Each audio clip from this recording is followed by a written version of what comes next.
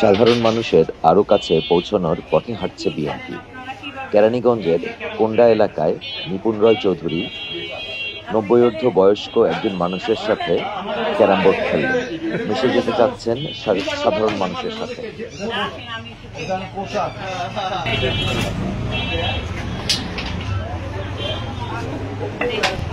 আমি অনেক আগে খেলতাম, আমি পারি না।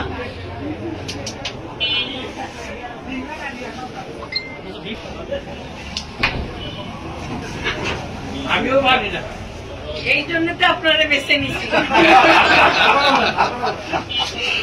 আমি কি অত বোকা চাচা?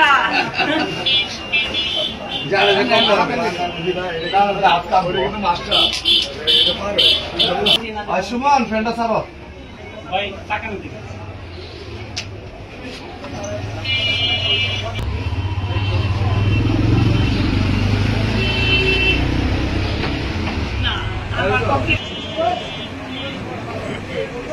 দেখি ভাই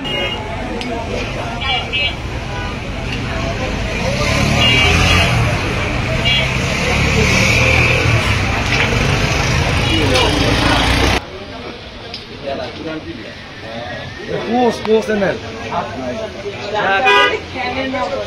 खेले खेले